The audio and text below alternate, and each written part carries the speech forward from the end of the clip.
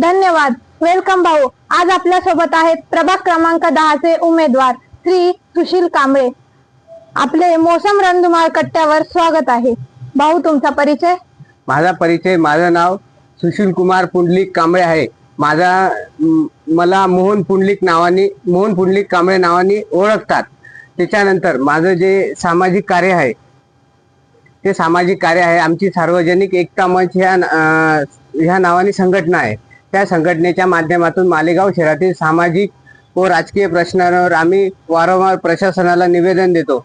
महिलांचे पाण्याचे प्रश्न असो, वार्डातले गटारीचे प्रश्न असो, आरोग्याचे प्रश्न असो, बांधकाम मजुरांचे प्रश्न असो, याच्यावर आम्ही जिल्हा अधिकारी महाराष्ट्र राज्य शासनाला पत्रव्यवहार करून त्याच्यावर आम्ही प्रश्न विचारत असतो.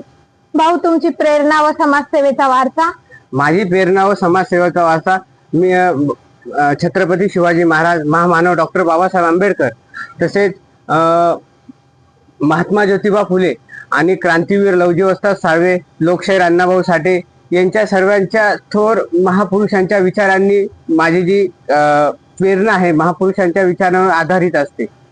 आणि तुम्ही उमेदवारी का करताय? माझ्या प्रभागात जो सलम वस्ती एरिया आहे त्या सलम वस्ती एरियामध्ये गटारींचा प्रश्न असेल, नागरिकांच्या आरोग्याचा प्रश्न असेल, लहान मुलांच्या कुशोपितपणाचा जो प्रश्न असेल, त्याच्यानंतर मालेगाव शहरामध्ये शिक्षणाचं खाजगीकरणाचा बाजार मांडलेला आहे.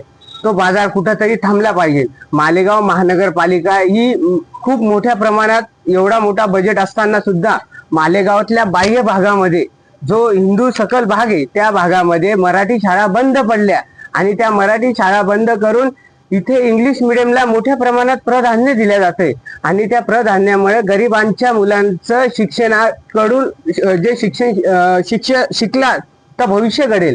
पण मालेगाव महापालिका मराठी शाळा बंद करून खाजगीकरण चालू आहे. हे खाजगीकरण भविष्यात सगळ्यात म्हणजे शिक्षण धोरण हे कुठेतरी थांबल्या जाईल आणि गरिबाची मुलं शिक्षणापासून वंचित राहतील.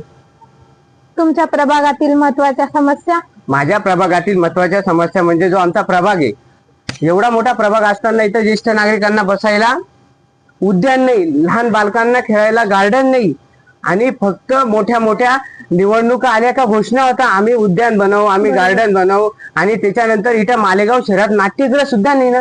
नाट्यगृह नसल्यामुळे लहान मुलांना नाट्य या गोष्टी कळत नाही आणि ते ज्या मोबाईलच्या दुनियात गुम होऊन जात आहे आणि ते शिक्षणाचे ह्या सगळ्या गोष्टीचं म्हणजे तिथून त्यांचं लक्ष भटकून जात आहे. तर मालेगाव शहरात नाट्यगृहाची, बाल उद्यानांची, ज्येष्ठ नागरिकांना बसण्याची अशी सोय व्हायला पाहिजे. याच्यासाठी आम्हाला महापालिकेत जाणं गरजेचं आहे. तुमच्या प्रभागाच्या विकासासाठी काही उपक्रम? माझ्या प्रभागाच्या विकासासाठी उपक्रम म्हणजे हे बघा, सर्वात मेन आपलं शहर हे देशात म्हणजे महाराष्ट्रात 1 नंबरचं प्रदूषित शहर होतंय.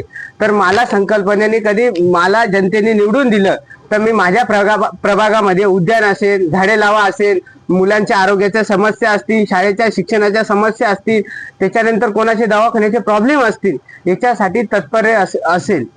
तुमच्या उमेदवारीसाठी सहकार्य? माझा मित्र परिवार म्हणजे आमचा सार्वजनिक एकता मंच, त्याच्यानंतर माझा जो मित्र परिवार आहे त्या मित्र परिवाराच्या माध्यमातून मी उमेदवारी करतोय. माझ्या मित्र परिवाराने मला खूप मोलाचं सहकार्य केलं आणि त्यांच्या सर्वांच्या माध्यमातून मी उमेदवारीसाठी तयार झालेलो आहे. धन्यवाद. आपण मोसम न्यूज रणधुमाळ कट्ट्यावर आलात. आपणास निवडणुकीसाठी हार्दिक शुभेच्छा.